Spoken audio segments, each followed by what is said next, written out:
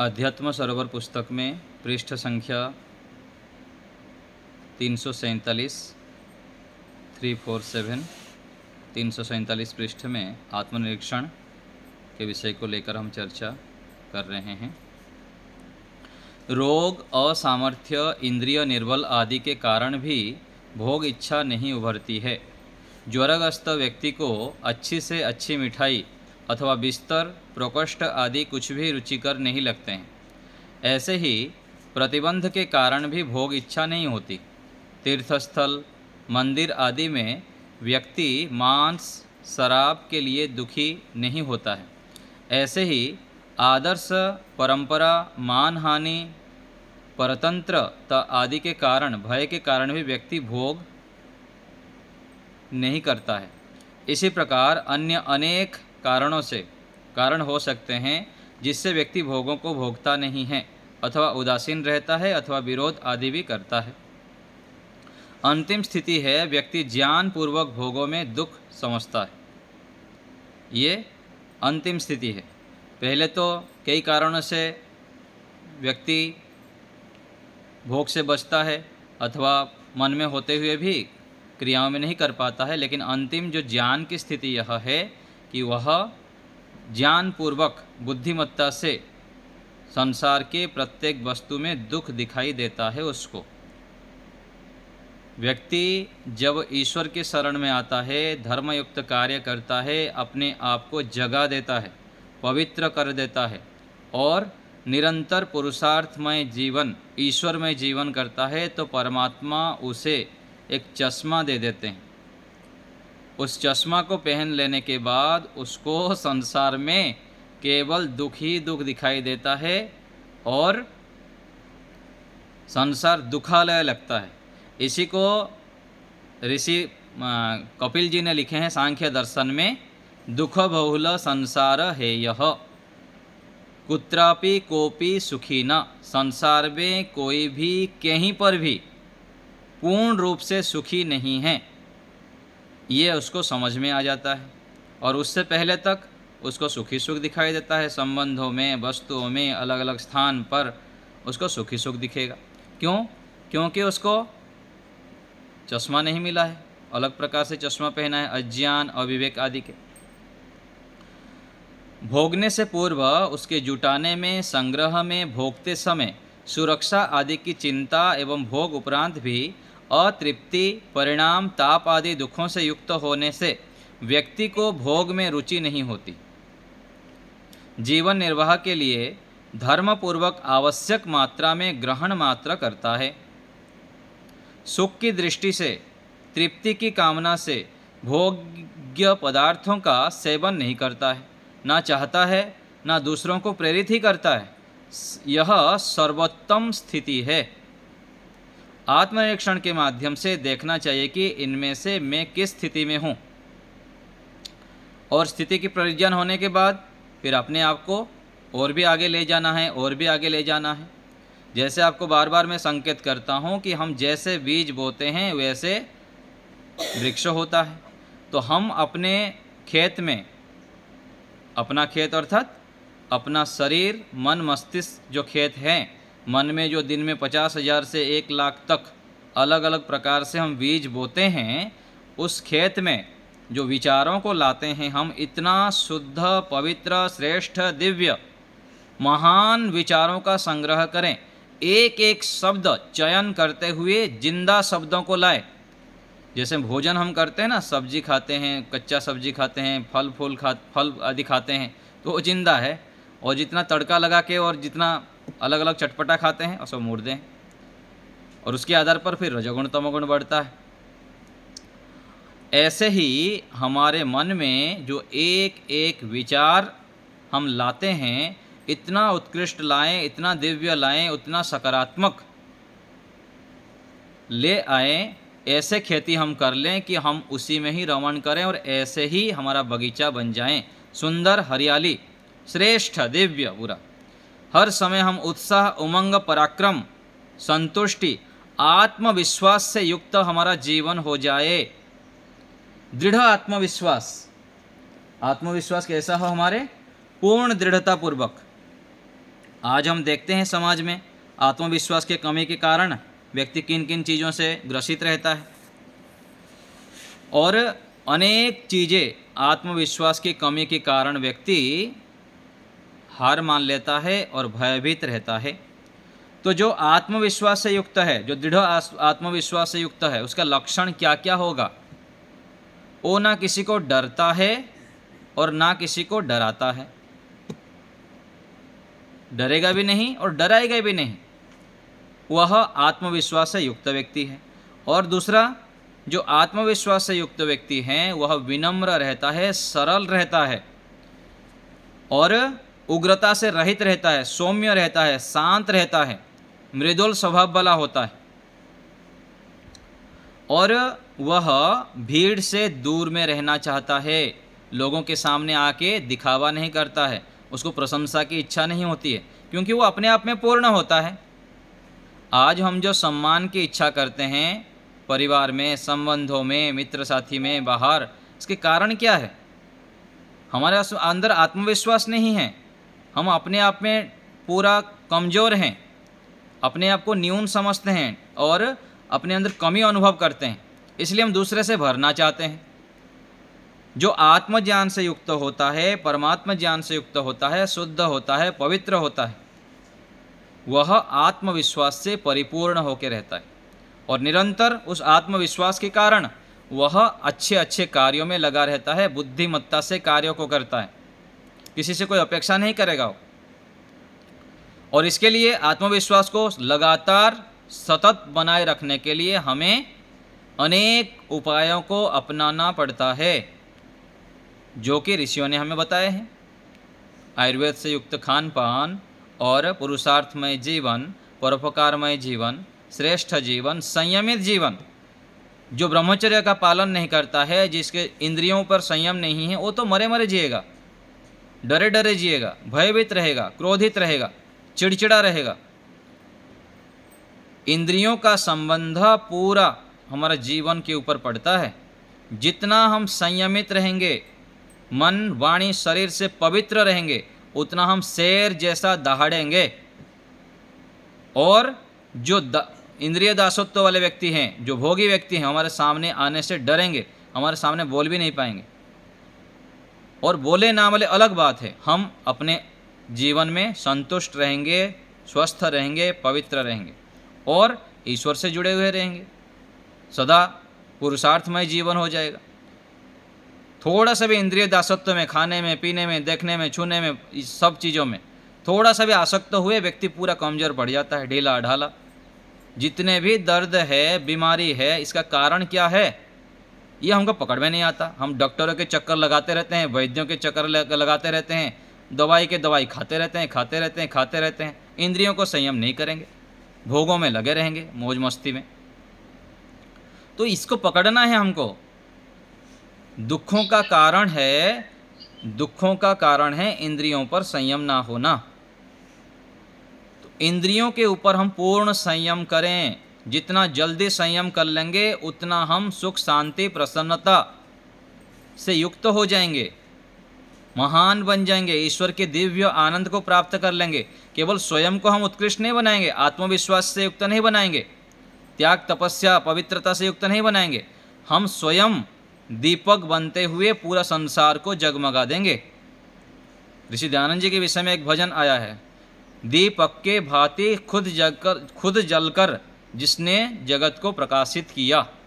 ऐसे उसमें पंक्तियां हैं कि हम जब प्रज्वलित होंगे अपने दिव्य गुणों से, अपने संयम, सदाचार, पवित्रता से, तो केवल हम ही सुखी नहीं होंगे, हमारे आसपास आने वाले सबको हम सुख, शांति, प्रसन्नता, दिव्यता से युक्त कर देंगे, कृतकृत्य कर देंगे। हम मरे मरे हुए नहीं जिएंगे। आज देखो क्या स्थिति है, फिर पता नहीं लग रहा है क्यों मेरे पास दुख है, कष्ट है, चिंता है, बाधाएं हैं। वो पकड़ने का चिंता व्यक्ति प्रयास ही नहीं कर रहा है। और मान लीजिए पता भी लग गया तो उसको दूर करने के लिए कठोर परिश्रम भी नहीं करता है। परमात्मा ने इतना अद्भुत शरीर दिए हैं, मन बुद्धि इंद्रियां दिए हैं, कितना गजब, अरबों खरबों रुपए का है। विदेशों में देखिए, जापान को देखिए, चीन को देखिए, अलग अलग राज्यों को देखिए, देशों को देखें, एक एक व्यक्ति उस देश को पूरा महानता के शिखर पर ले गया, पूरा देश को ही बदल दिया। और हम अपने घर को ही संभाल नहीं पा रहे, स्वयं को ही नहीं संभाल पा रहे। क्या स्थिति है?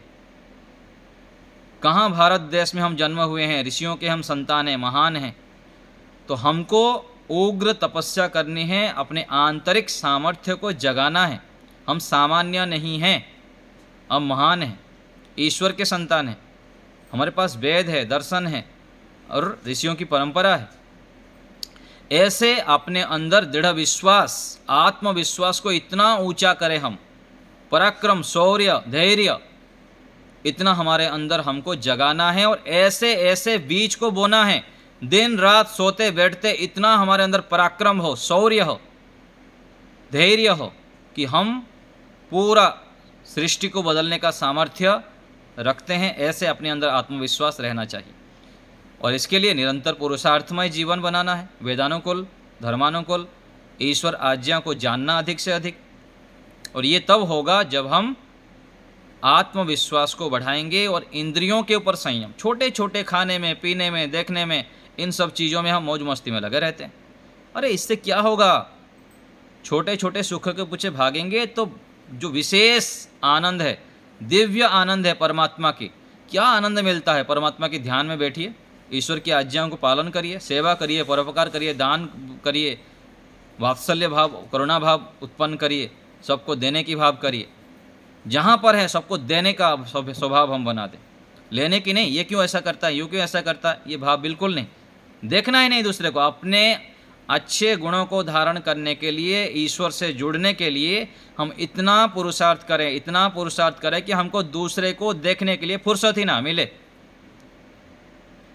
और अपने नज़र में हमको बहुत अच्छा बनना है।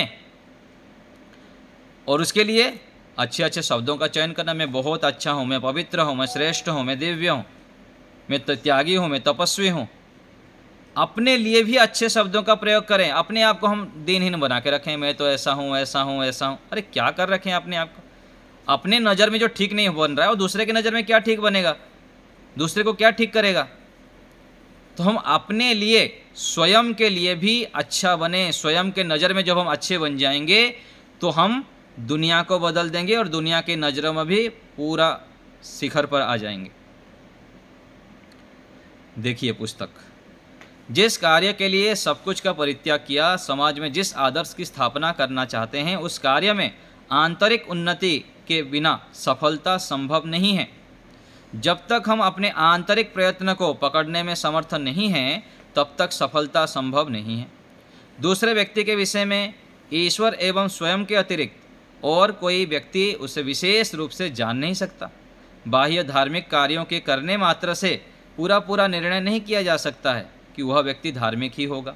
शिखा रखता है, श्वेत वस्त्र पहनता है, इसका यह अर्थ आवश्यक नहीं है कि सेवाभावी, विनम्रता आदि भी होगा ही। यज्ञ, दान, तपस्या, सरलता, सेवा, त्याग, प्रवचन, लेखन, संस्था संचालन आदि से व्यक्ति की कुछ कुछ स्थिति का ज्ञान हो सकता है, किंतु वह व्यक्ति आध्यात्मिक होगा ही ऐसा निश्चय पूर्वक नहीं कहा जा सकता है। आध्यात्मिकता से इन कार्यों का सीधा संबंध नहीं है। लौकिक व्यक्ति भी इन कार्यों को कर सकता है। उस व्यक्ति के कार्यों को देखकर, पूछकर तथा किसी विषय में यथार्थ प्रश्नोत्तर करने पर कुछ कहा जा सकता है, किंतु इससे उसकी मानसिक स्थिति का यथार्थ निर्धारण संभव नहीं है। इसको तो व्यक्ति स्वयं ही जान सकता है। आध्यात्मिक उन्नति का सरल नियंत्रण अपने ही हाथ में है। क्या लिखा गया देखिए, हम हर समय दूसरे को दोष देते हैं। जब देखो दूसरे को दोष, मैं इसलिए ऐसा नहीं कर पाया, ये नहीं हुआ, वो नहीं हुआ, इसके कारण हुआ, ये ऐसा करता है, वो ऐसे करता है। बिल्कुल नहीं।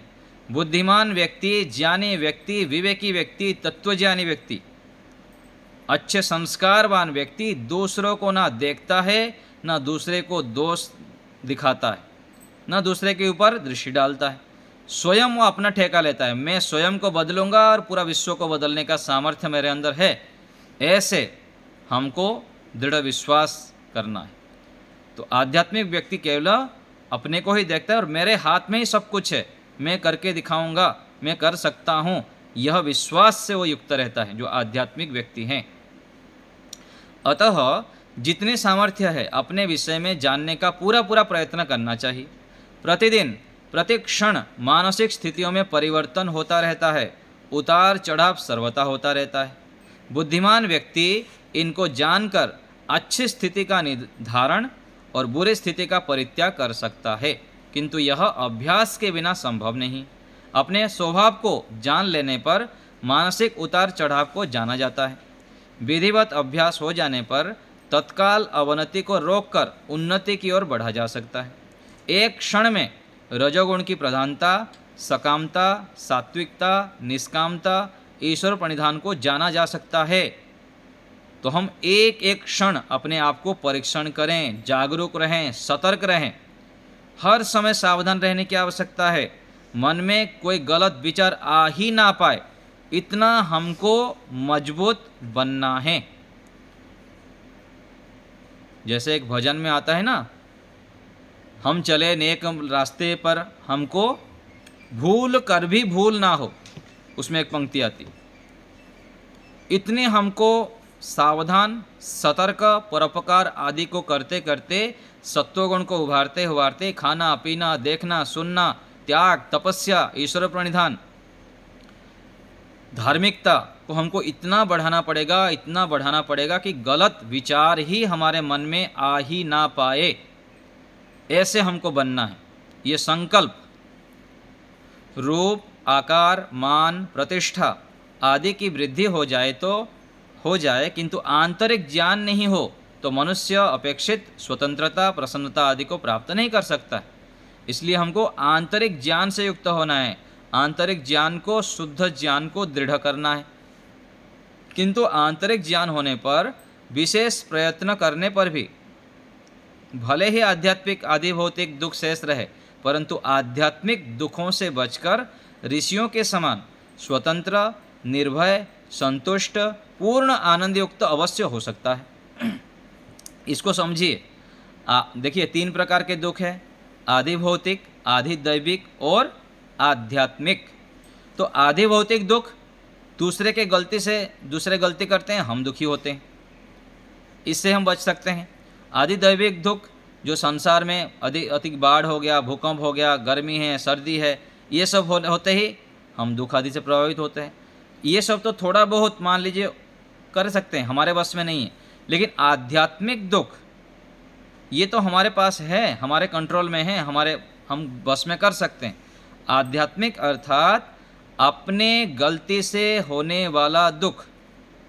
अपने गलती अर्थात शरीर से, वाणी से, मन से। यदि हम मन से मजबूत बन जाएंगे, मनोबल को इतना मजबूत बना देंगे हम कि मैं आत्मा हूँ, मैं शरीर से पृथक हूँ, मैं परमात्मा के संतान हूँ, मैं ऋषियों के संतान हूँ, मैं शुद्ध हूँ, पवित्र हूँ, महान हूँ, दिव्य हूँ,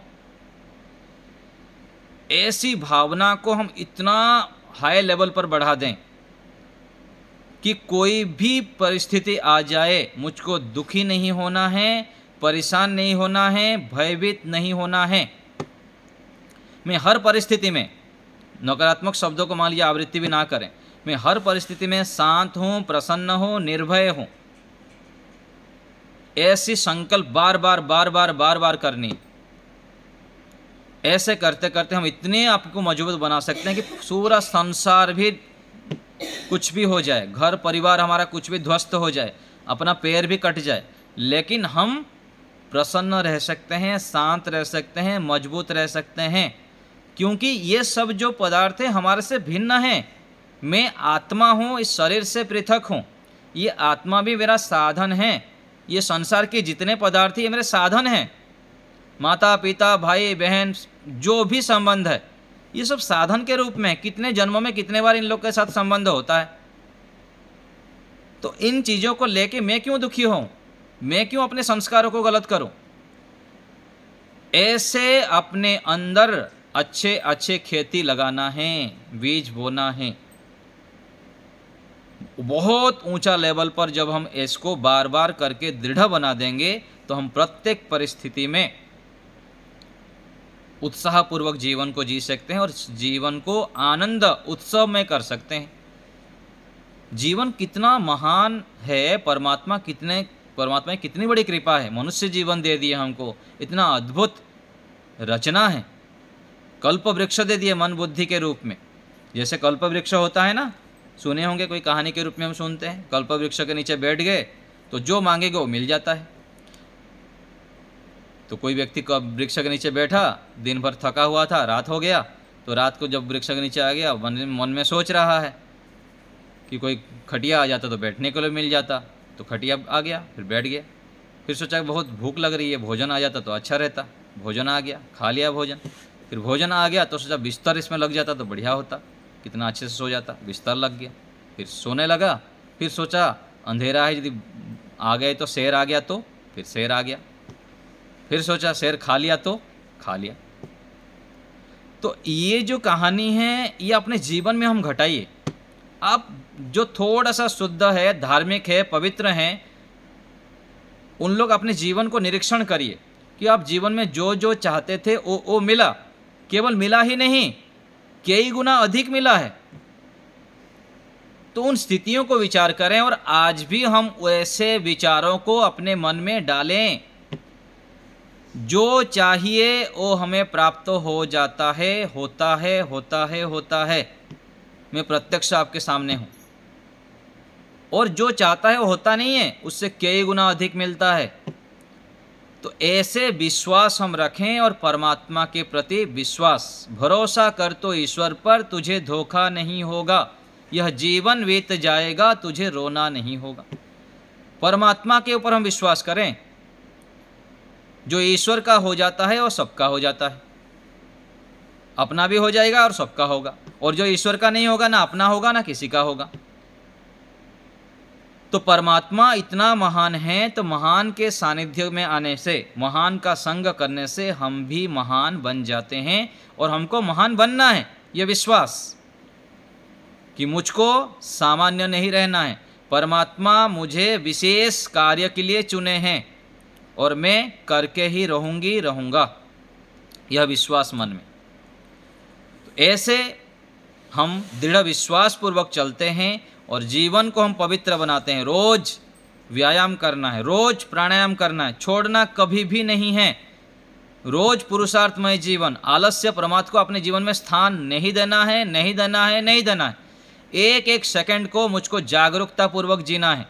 एक एक मिनट मेरा पुरुषार्थमय हो, सकारात्मक हो, दिव्यता से युक्त हो।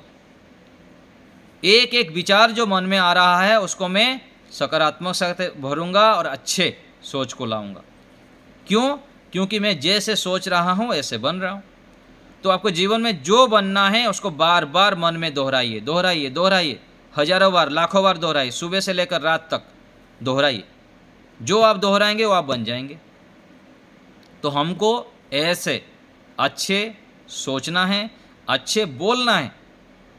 बोलते समय भी बहुत ध्यान रखनी है ना नकारात्मक शब्द बोलना है, ना छोटे शब्द बोलना है। हर समय अच्छे शब्द बोले हम, श्रेष्ठ, उत्कृष्ट, पवित्र शब्द हो। आगे देखिए, व्यक्ति का स्वभाव है वह एक स्थिति में टिक नहीं सकता। उन्नति की ओर चलेगा अथवा अवनति की ओर। जब उन्नति की ओर चलता है तो उस ओर चलता ही चलता जाता है। वैसे ही पतन की ओर बढ़ गया तो उस ओर पड़ता ही चला जाता है। व्यक्ति कहाँ से कहाँ पहुँच जाता है, इसे एक दृष्टांत से समझ सकते हैं। कवि ने पवित्र गंगा के विषय में वर्णन किया है।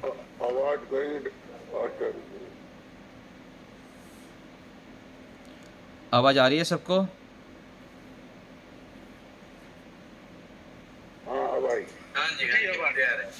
चलिए, तो कवि ने एक दृष्टांत के माध्यम से, एक श्लोक के माध्यम से बता रहे हैं। क्षीरः सार्वस्वर्गात् पशुपति शिरस्त क्षितिधरम। तो हिंदी भाग देखिए, जिसका जल कभी दूषित नहीं होता, ऐसी पवित्र गंगा भी स्वर्गात, अंतरिक्ष रूपी स्वर्ग से शिरः सार्व हिमालय के चोटी पर गिर पड़ी। हिमालय पर्वत से भी धरती पर गिरी, वहाँ से पतित होती होती समुद्र में गिर पड़ी।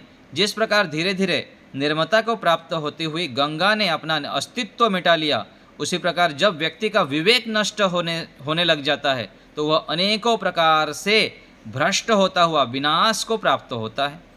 कवि का तात्पर्य यह है कि महान व्यक्ति भी सावधान ना रहे तो वह अधोगति को प्राप्त होता है। इससे संभावना लगाई जाती है कि हमारे क्या दशा हो सकती है, इसलिए हमें विशेष सतर्क रहना चाहिए। हर समय सावधान सतर्क रहना है, जागरूक रहना है। एक क्षण के लिए भी यदि हम घमंड से युक्त हो गए, अभिमान से युक्त हो गए, सावधान से रहित हो गए, तो पतन संभव है। इसलिए कभी भी घमंड नहीं करना चाहिए, अभिमान नहीं करना चाहिए, और सदा परमात्मा, माता पिता, गुरु आचार्यों के चरणों में रहना चाहिए। उनके कृपा को, उनके दया को, उनके उपकारों को स्मरण रखना चाहिए।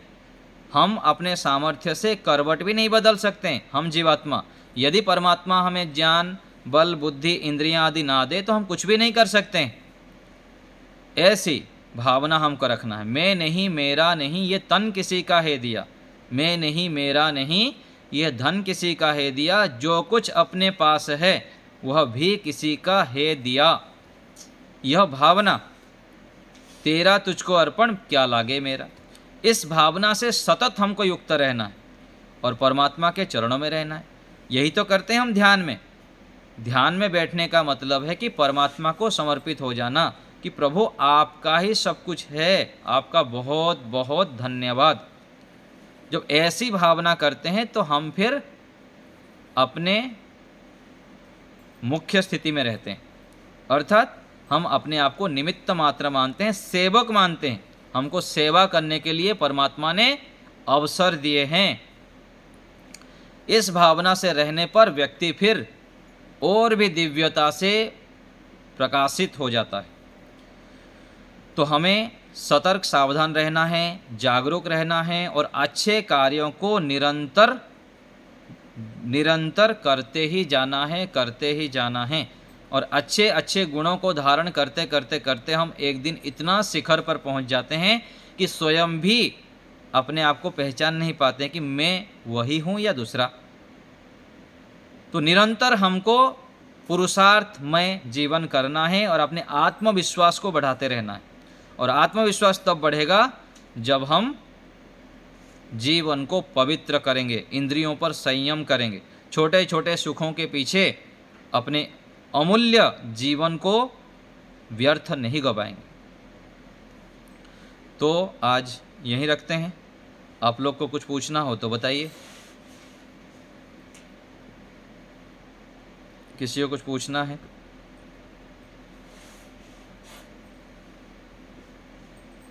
हाथ उठाइए।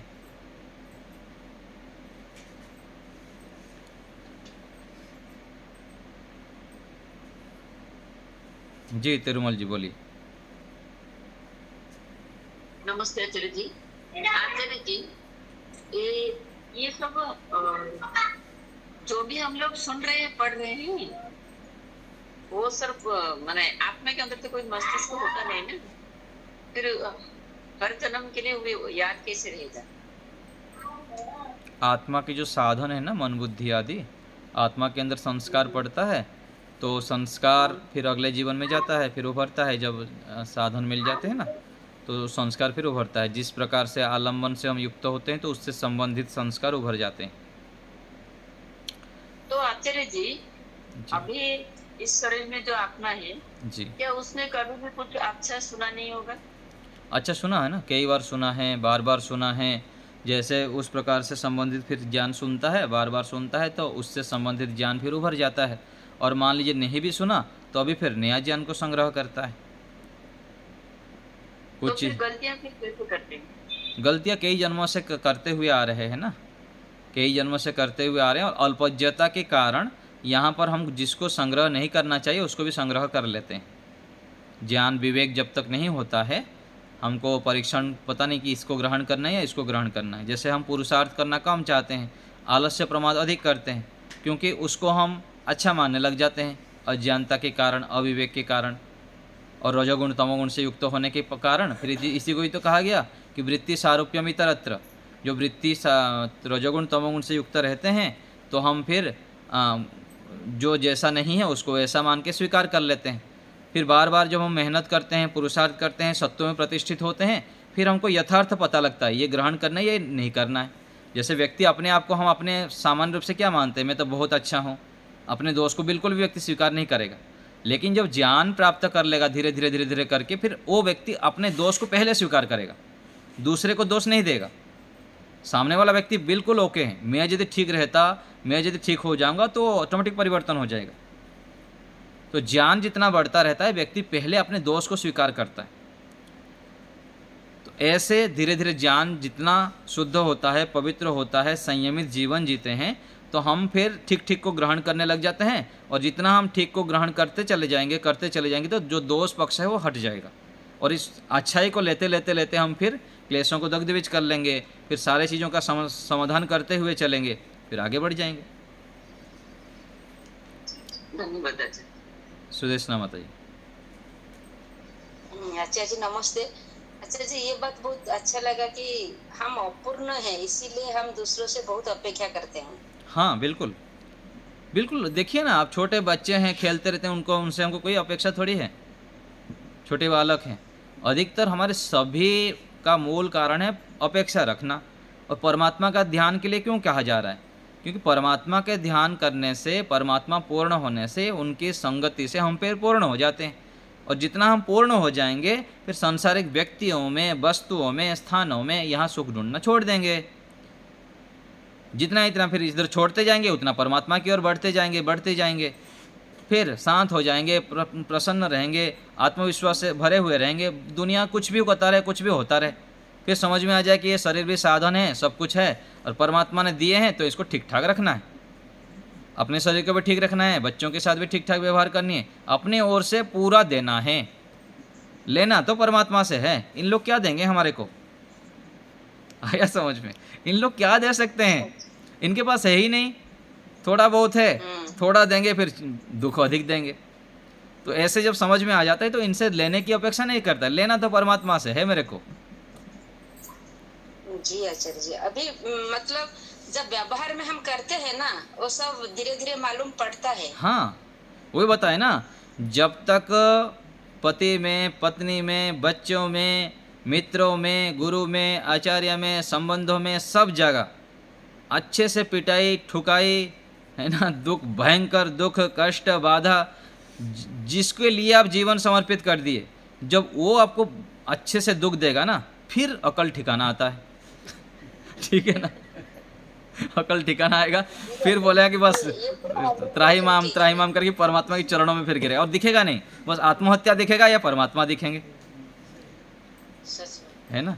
तो ऐसे संसार के नियम है। जिस शरीर के लिए आप लिपाई पोताई करेंगे, उस शरीर जब जवाब दे देगा, कैंसर हो जाएंगे, भयंकर 4 स्टेज के कैंसर बोलिए, जब हो जाएगा ना, फिर समझ में आ जाएगा, फिर परमात्मा के लिए समय देंगे। तो कोई भी सांसारिक संबंध बोलिए, वस्तु बोलिए, किसी आपके शिष्य बोल दीजिए, कुछ भी, कहीं पर भी यदि आप उसको अधिक पर ईश्वर को छोड़कर कहीं भी मन लगाया तो अंत में रोना ही पड़ेगा। ये स्पष्ट। ईश्वर को छोड़कर कहीं भी मन लगाए, ईश्वरीय आज्ञा से विरुद्ध कहीं भी मन लगाया, अंत में रोना ही पड़ेगा, रोना ही पड़ेगा। ये 100% निश्चय है। देख लीजिए, जहाँ जहाँ जिंदगी भर हम लगाए हैं, वहाँ वहाँ पिटाई लगा है, दुख मिला है। और जितना इतना हम ईश्वर की ओर बढ़े हैं, ईश्वर की आज्ञा पालन किए, धर्म आचरण, वेदानुकूल आचरण, श्रेष्ठ आचरण किए, उसके कारण हमको आनंद, उत्साह, प्रसन्नता, पवित्रता आज तो मिल रहा है, और आगे भी खूब मिलेगा जितना हम करते जाएंगे। आत्मबल इतना बढ़ जाएगा, हर समय आनंद, उत्साह, शौर्य, धैर्य, पराक्रम, ऊर्ध्वरेता बन जाएंगे, जितेंद्रिय बन जाएंगे, पुरुषार्थमय जीवन हो जाएगा। आलस्य प्रमाद अपने आसपास फटकेगा भी नहीं, दुख, कष्ट, बाधाएं, परेशानी और उत्साह रहितता कुछ भी आएगा नहीं। यदि हम निरंतर ईश्वर में जुड़े रहेंगे, ईश्वर में मग्न रहेंगे, ईश्वरमय जीवन हो जाए हमारा, चलते फिरते उठते बैठते हर समय परमात्मा को मन में पकड़ के रखना है। तुम्हें भूल कर हम इस जग में बनते अपराधी, पग पग पर तुम करते उद्धार, परम प्रभु तुम सम कौन उदार। पग पग पर परमात्मा को जितना भूलेंगे, जितना समय भूलेंगे उतना देर तक फिर फंसे, कहीं ना कहीं तुरंत सावधानी हटी दुर्घटना हो जाएगी। इसलिए हर समय ऋषि लोग, महान लोग, विवेकी लोग, तत्वज्ञानी व्यक्ति परमात्मा को पकड़े रखते हैं। जैसे जो होता ना, छोटा बच्चा है कहीं मेला में गया हुआ है, पूरा बहुत भीड़ है, वो माँ को पकड़ के रखता है, माँ आपका ना छूट जाए, माँ का चुनरी छूट गया तो कहीं भाग जाएगा वो। ऐसे ही परमात्मा को पकड़ के रखना है। कभी भगवान के थोड़ा सा भी छूट गया हाथ तो कहीं हम गुम हो जाएंगे संसार में, खाने में, पीने में, देखने में, सुनने में, इधर उधर की बातों में। हर समय परमात्मा को पकड़ के रखना है, छोड़ना नहीं परमात्मा को। तब देखिए आपका बेड़ा पार, सबका बेड़ा पार हो जाएगा। अपना भी कर लेंगे आप, फिर दुनिया को भी करा देंगे। अंजना जी बताइए। धन्यवाद आचार्य जी। माइक ऑन करके बोलिए। अंजना जी हाथ उठाई हैं। चलिए, और कोई बात किसी को पूछना है, बोलना है? पुष्पलता जी। हाँ जी आचार्य जी, ब्रह्मवेद कौन सा भाग पढ़ा रहे हो आप अब? अभी पढ़ा रहे हैं आध्यात्म सरोवर। भाग कौन सा है जी? भाग नहीं है, एक ही पुस्तक है, उसमें 349 नंबर पृष्ठ। ठीक है। हितेश, कौन हाथ उठाया है? हितेश जी। हाँ आचार्य जी नमस्ते जी। आचार्य जी, मेरा प्रश्न था कि जैसे मेडिटेशन करते हैं तो जैसे जो विचार अपने, एक चीज तो ये होती है कि जो अपन कभी ऐसे ऐसे विचार आ जाते हैं जो कभी बरसों पुराने उभर के आ जाते हैं कई बार। और दूसरी चीज की ये शरीर में मतलब अकड़न और ये बहुत ज्यादा होती है कई बार। जैसे सामान्यतः मतलब उतना जैसे दुखना, कंधे दुखना, कमर दुखना नहीं होता, पर जब मेडिटेशन करो जब उसमें कुछ ज्यादा अकड़न होती है। जी देखिए, कई कारण होते हैं। कुछ चीज़ें हमको पीछे धरोहर के रूप में भी मिलता है, कई जन्मों के हमारे जो कर्मफल के आधार पर भी, और जेनेटिक रूप में कुछ चीज़ें आया हुआ रहता है, लेकिन वो बहुत कम कारण रहते हैं। अधिकांश इसी जीवन में हम हजारों बार, लाखों बार गलत खान पान किए हैं, गलत चेष्टाएं किए हैं, इंद्रियों का दुरुपयोग किए हुए रहते हैं। और अभी भी दिन भर हम हजारों चीज़ें गलत अपने अंदर डाल रहे हैं। तो इन चीज़ों को पकड़ना है। अभी आगे हमको कुछ इसके साथ दुरुपयोग नहीं करना है, शरीर के साथ, मन बुद्धि इंद्रियों के साथ। और आगे एक तो गलत को स्टोर नहीं करना, और अच्छाई को इतना बढ़ाना है, इतना बढ़ाना है, इतना बढ़ाना है। अच्छे विचारों को, अच्छे खान पान को, और व्यायाम, प्राणायाम, ध्यान आदि करते हुए हमको पूरा ध्यान रखनी पड़ेगी अपने शरीर को, मन बुद्धि इंद्रियों को। शरीर के लिए व्यायाम खूब करना पड़ेगा। माइक म्यूट रखिए अभी आप। व्यायाम खूब करना पड़ेगा, प्राणायाम खूब करना पड़ेगा, खान पान में ध्यान रखनी पड़ेगी। केवल दाल चावल रोटी खा देने से पौष्टिकता मिलती नहीं है, बहुत सारे आजकल प्रोटीन की कमी है। तो ऐसे कुछ जूस पीजिए अथवा वो कुछ विटामिन्स चीज़ें खाइए जिससे कि वो ठीक होगा। और इंद्रियों के ऊपर बहुत संयम रखिए। कई बार हम इंद्रियों पर संयम नहीं रखते हैं, अथवा पहले बहुत ऐसे इंद्रियों का दुरुपयोग किए तो उसका असर लंबे काल तक होता है, हमको पता नहीं लगता, और उसको स्वीकार भी नहीं कर पाते हैं। तो इंद्रियों को एक तो संयम करना, खान पान का ध्यान रखना, और आयुर्वेद का भी सहयोग लेना है। दर्द आदि होता है तो तेल मालिश करिए अच्छे से, है ना। दिन में एक बार जिनको दर्द होता है, शरीर को अकेले अपने आप मालिश करिए अच्छे से। पूरा शरीर को आप मालिश कर सकते हैं। मैं अभी ठंड में लगभग 1.5-2 महीने तक पूरा आधा घंटा मालिश करता था शरीर को, जबकि मुझको मालिश के विषय में 15 साल से पता था, लेकिन मैं करता नहीं था। तो सुबह 3:30 बजे उठ के 3 बजे उठ के आधा घंटा मालिश करता था पूरा शरीर में अच्छे से मालिश करके, फिर दौड़ लगाता था, व्यायाम करता था, फिर कमर आदि के लिए आसन करता था। सूक्ष्म व्यायाम आदि भी करना है, और अनुलोम विलोम, कपालभाति यदि आपको रुचि है, करना चाहते हैं तो भी लंबा करिए। 5-5 मिनट, 10-10 मिनट करने से काम नहीं चलेगा, आधा घंटा करिए। गिलोय है और घृत कुमारी है। घृत कुमारी कम से कम 50 ml पीजिए, पतंजलि का हो अथवा ताज़ा। गिलोय, घृत कुमारी दोनों जो है वात के नाशक होते हैं। और इस प्रकार से खान पान को ध्यान रखें। और दर्द आदि का मूल कारण जिनको पकड़ में नहीं आता है, हम अच्छे मान के अपने आप को चलते हैं, अच्छे से निरीक्षण करके तो पता लगता है कि कब्ज रहता है। पाचन ठीक से ना होने से कब्ज रहता है और कब्ज से ही सारा दर्द होता है। तो इसको अच्छे से पकड़ें और बहुत उपाय से पकड़ना पड़ेगा। दुख है, कोई भी कष्ट बाधा है ना, हम अपने आप को मैं तो ऐसा नहीं करता हूँ, ऐसा नहीं करता हूँ, ऐसा नहीं करता हूँ। जब गहराई से निरीक्षण करेंगे तो बहुत सारे दोष होता है और दोष 50 प्रकार से आता है। तो हमको दूर करने के लिए 100 उपाय करना पड़ेगा। 1, 2, 5 उपाय कर दिए छोड़ दिए, ऐसे काम नहीं चलेगा। 100 प्रकार से उपाय करना पड़ेगा, सोचना पड़ेगा, गहराई से निरीक्षण करनी पड़ेगी, दूर करना पड़ेगा। देखिए समस्या है तो समाधान भी है। पहले तो समस्या पता लग गया तो समाधान मेरे पास नहीं तो दूसरे के पास है, दूसरे के पास नहीं तो तीसरे पास है। समस्या के लिए निरंतर प्रयत्नशील रहिए। 2 साल 5 साल 10 साल आप प्रयत्न कर दिया, सोचेंगे और नहीं होगा, हाथ उठा दिया, ऐसा नहीं है।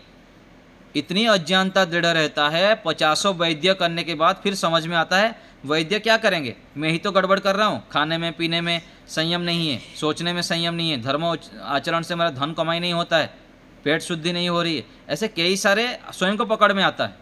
वैद्य आप कितना भी कर लिए, कुछ भी बता दिया, आइडिया कर दिया। तो ऐसे अपने को सूक्ष्मता से निरीक्षण करनी है। अपना वैद्य स्वयं है हम, दूसरे तो केवल अनुमान करके 5-10 बातें बता देंगे। लेकिन सुबह से लेकर रात तक हम हजारों क्रियाएं करते हैं, लाखों विचार लाते हैं। उसका परीक्षण तो स्वयं को करना पड़ेगा। मैं कैसे बैठता हूँ, कैसे उठता हूँ, कैसे सोचता हूँ।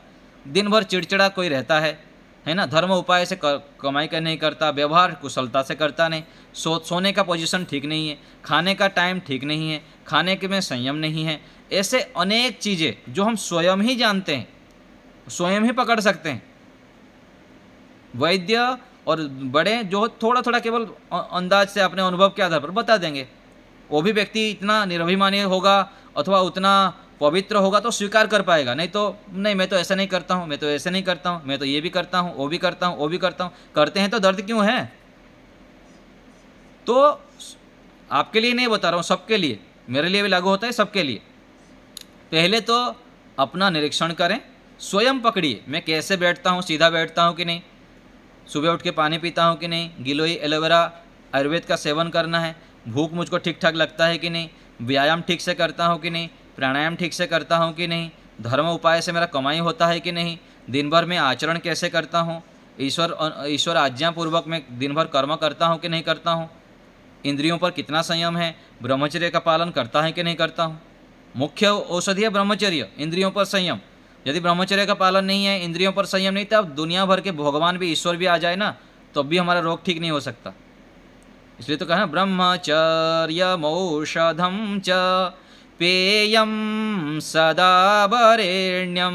एक श्लोक आता है, ब्रह्मचर्य सबसे बड़ा औषधि है, उसको पीना चाहिए और वो सबसे श्रेष्ठ है, दिव्य है। तो कोई भी रोग हो, हमको इस रूप में चारों प्रकार से, चारों ओर से उसको दूर करने के लिए अटैक करना पड़ेगा। ये रोग आदि जो है ना, शत्रु है, और शत्रु को घेरने के लिए केवल एक दिशा से कर्ज नहीं होगा, जल से, स्थल से, आकाश मार्ग से, चारों ओर से हमको सतर्क रहना पड़ता है।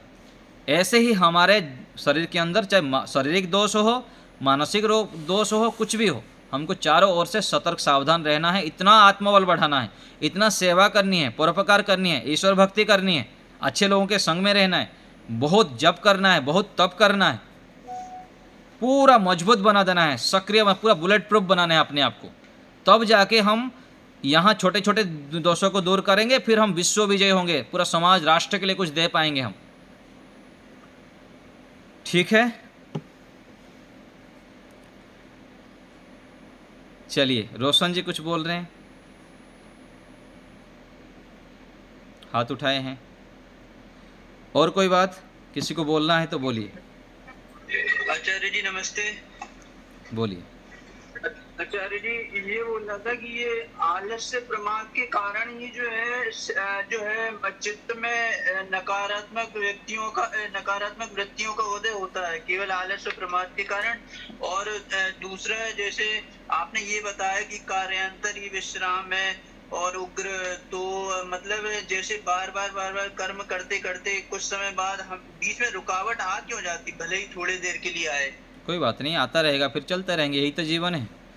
यही तो, शत्रु आएंगे तो शत्रु को हराना है, आगे बढ़ना है, फिर हराना है, फिर आगे बढ़ना है, तब तो फिर विश्व विजेता बनेंगे आप। शत्रु नहीं होंगे तो फिर विश्व विजेता कैसे बनेंगे? तो संघर्ष से डरे नहीं, बिना मौत के मरे नहीं, है ना, एक भजन आता है।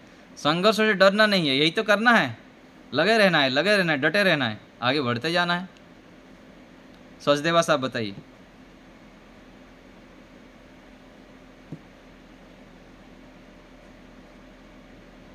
जी, आवाज़ आपकी नहीं आ रही है सचदेवा साहब।